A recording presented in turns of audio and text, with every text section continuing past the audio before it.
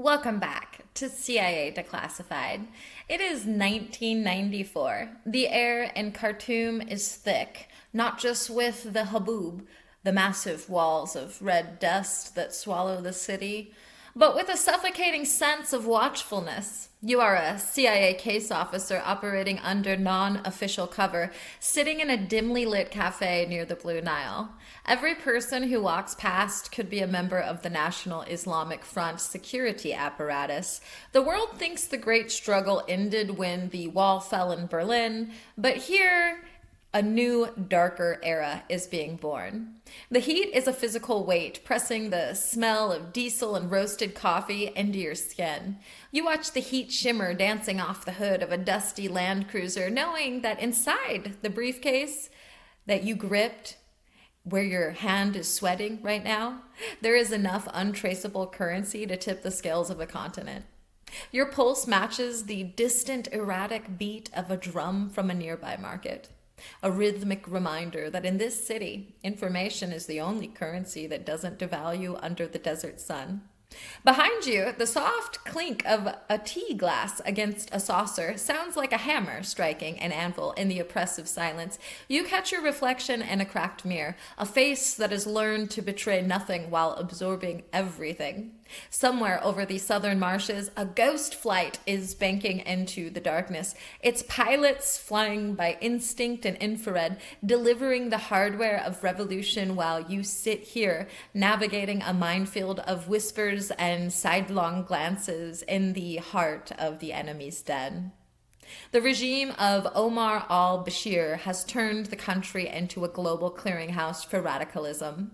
In the shadows of the capital, a wealthy Saudi exile named Osama bin Laden is building more than just roads. He is building a network. Your job is to make sure that network never sees the light of day. You aren't here to fight a traditional war. You are here to manage the ghost flights, unmarked cargo planes that drop crates of Soviet-era small arms and communication gear into the hands of the Sudan People's Liberation Army, known as the SPLA.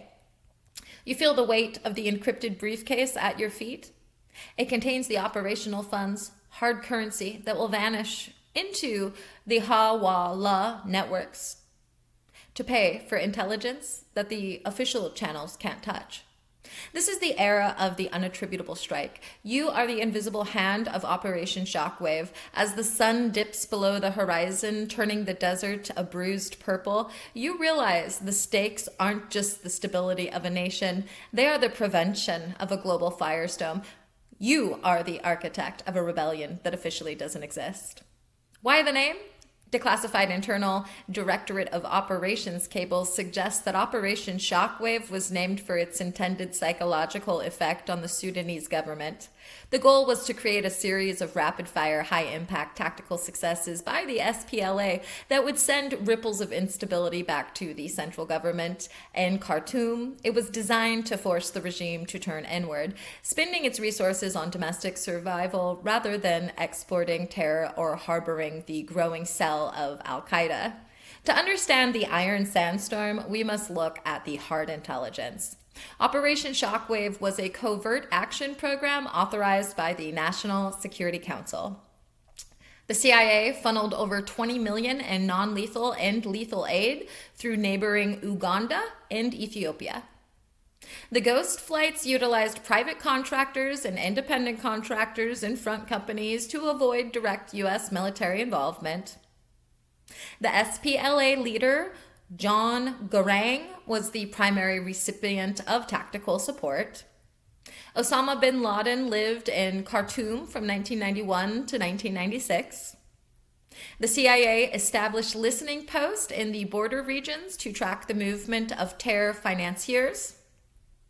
Operation Shockwave utilized surplus stock weapons from former Eastern Bloc countries. The operation included the use of SATCOM encrypted radios to coordinate rebel movements. U.S. intelligence identified bin Laden's tanning factory and construction business as fronts for militant activity. The operation was part of a broader frontline state strategy to contain the spread of radicalism in Africa. The CIA used Hawala couriers to move funds without leaving a digital trail. Aerial reconnaissance documented the construction of training camps in the Sudanese desert. Operation Shockwave relied on intelligence shared by the Mossad regarding Sudanese weapons shipments. The operation faced significant pushback from State Department officials who feared it would worsen the civil war. Intelligence gathered during the operation led to the 1998 cruise missile strikes on the Al-Shifa pharmaceutical plant. The ghost flights flew at low altitudes to evade Sudanese radar. The CIA provided the rebels with advanced night vision equipment. Operation Shockwave tracked the arrival of Egyptian Islamic Jihad members in Sudan. The operation utilized false flag recruitment techniques to gain intel from government officials. Project Shockwave involved the mapping of the Nile River logistics used by the regime. Intelligence officers used modified Game Boys as low-profile covers for signal intercepting hardware. SPLA commanders were paid in Benjamins, pristine 100 bills, to ensure liquidity in the desert. The ghost flights operated out of Entebbe, Uganda, often using flight plans that claimed they were delivering agricultural supplies. Bin Laden attempted to buy weapons-grade uranium through Sudanese intermediaries during this era. The CIA used high-altitude U-2 flights to photograph the Bin Laden compound at Riyadh City. Agents utilized invisible ultraviolet ink to mark supply crates for nighttime recovery. The operation tracked a shipment of 2,000 AK-47s from Slovakia intended for the rebels. John Garang received advanced medical treatment in the U.S. as part of the clandestine relationship. The operation utilized iridium satellite phones before they were commercially common. The ghost flights flew blacked out with no external lights over the Sudd marshlands. Sudanese intelligence attempted to poison CIA contacts in local markets using mercury-tipped needles. The operation identified a secret gold smuggling route through Port Sudan. Carlos the Jackal was hidden during this time frame before being captured in the same area. The CIA used dead drops hidden inside hollowed-out bricks in the ruins of Old Dongola. Bin Laden spent over $2 million building a high-speed highway to the port of Sudan. The operation tracked the movement of Hezbollah trainers entering Sudan. Shockwave teams used portable seismic sensors to track heavy vehicle movement in the desert. The operation influenced the decision to designate Sudan as a state sponsor of terrorism in 1993. Case officers adopted the local julabiya robes to blend into the crowds. The operation utilized thermal imaging to count the number of guards at the Al-Shifa complex. Garang had a secret direct line to the CIA station in Nairobi. The ghost flights used GPS coordinates to drop supplies within a 10-meter radius. The operation intercepted communication between the Khartoum and the Iranian Revolutionary Guard.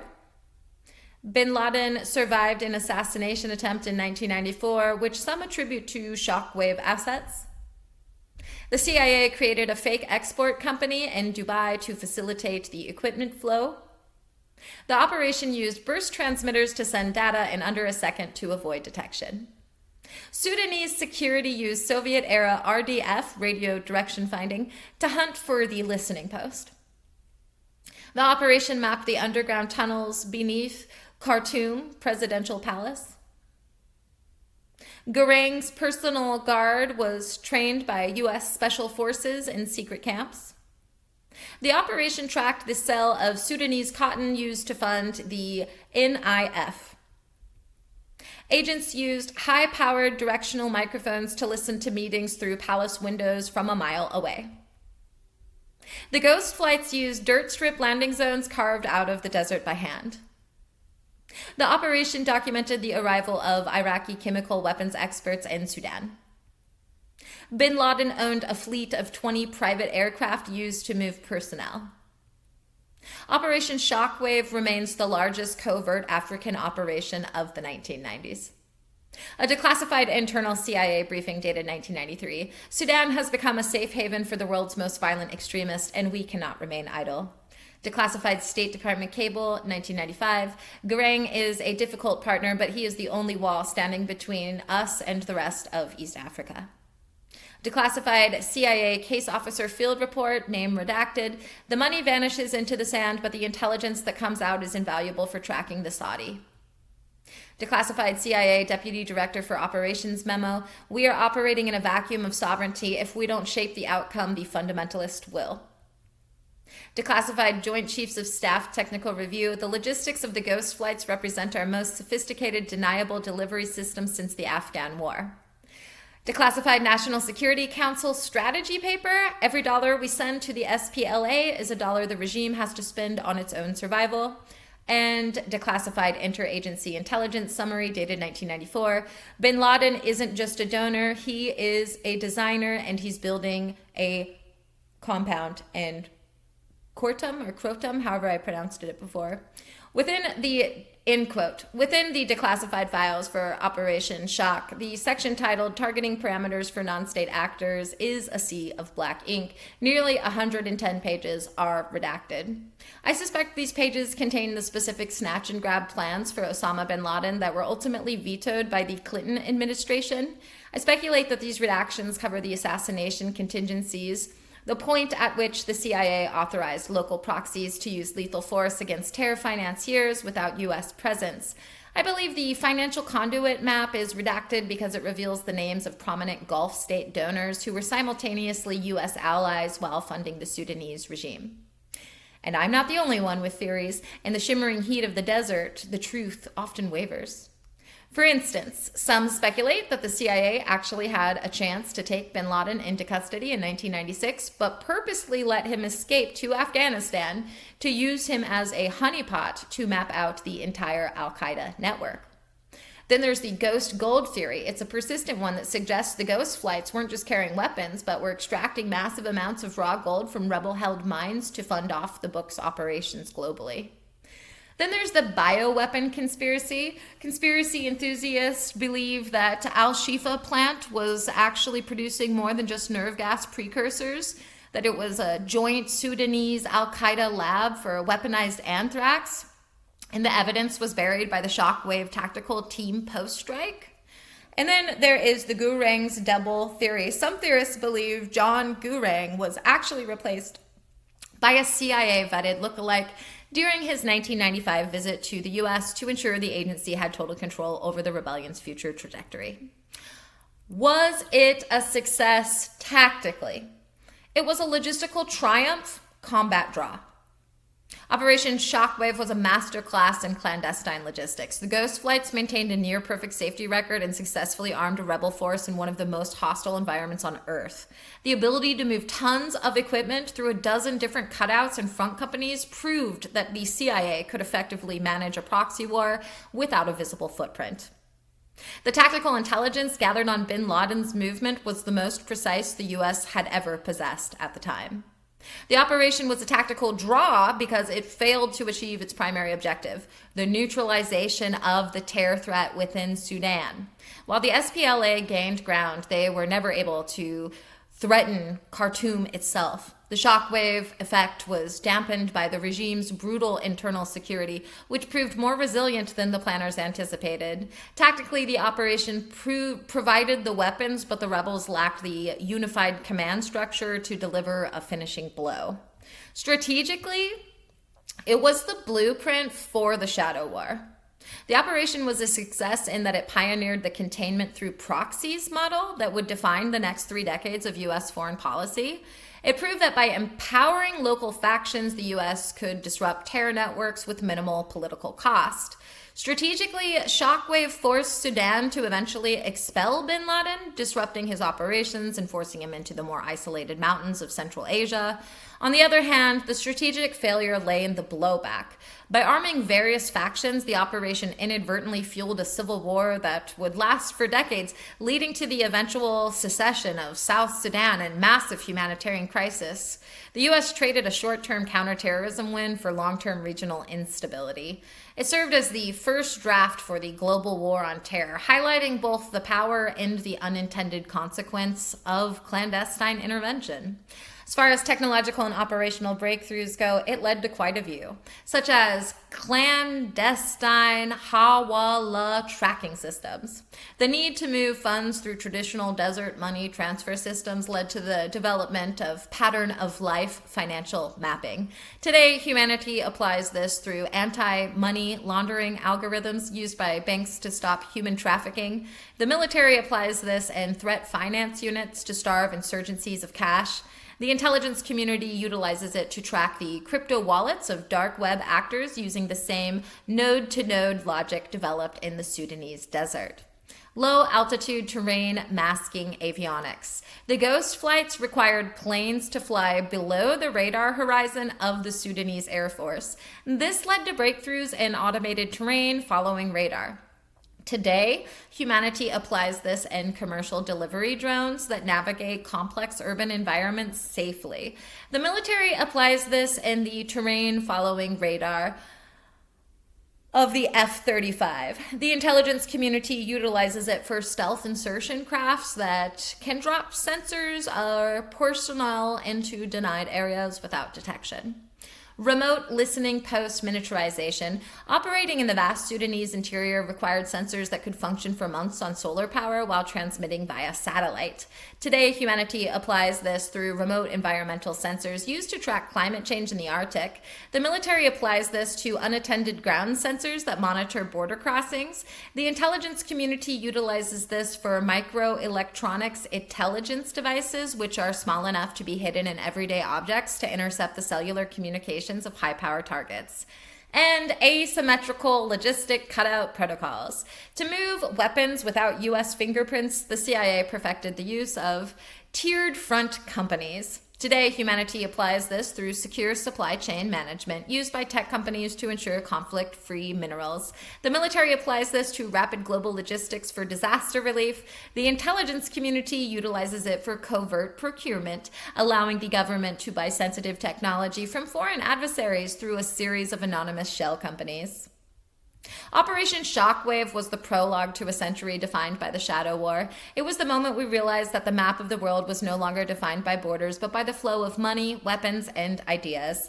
It taught us that in the desert, a ghost flight can be more powerful than a battalion of tanks. The architects of this operation were the first to face the new reality, that the greatest threats to a superpower can emerge from the most neglected corners of the map. Imagine standing on a ridge in the region, watching a single green flare arc into the sky. Below you, the dust kicks up a violent swirl as a plane that doesn't exist touches down on a strip of earth that hasn't been mapped in decades. You feel the grit of the sand between your teeth and the cold iron of an Eastern Bloc rifle in your hands. Hardware purchased with invisible money to fight an invisible enemy. This is the shockwave, the point where global policy hits the dirt at 200 miles per hour. The sunset over the Nile isn't just a scenic vista, it's a countdown. In the office, the fans spin lazily, cutting through a stagnant heat that smells of conspiracy and cigarette smoke. You are part of a machine that turns rumors into tactical strikes and desert nomads into a private army. It is a world where the most dangerous thing you can carry is a flight plan, and the most valuable thing that you can own is a name that someone else is willing to kill for. And that, ladies and gentlemen, was the point of Operation Shockwave. If the money moves through 3 countries before it hits your hand, don't ask about the 4th. A cargo plane with no markings is never just carrying medicine. In the desert, the man who speaks the fewest languages usually has the most ammunition. And remember, you don't need a formal declaration of war to be caught in the blast radius of a ghost. Thanks for listening, and join us next time as we examine Project Dominique, the era of high-altitude nuclear testing. We'll look at the Starfish Prime shot, which I have an episode on, the day the sky turned green over the Pacific, and the terrifying beauty of an EMP that shut down the lights in Hawaii. Join us next time for the neon mushroom. In the meantime, I will see you in the archives.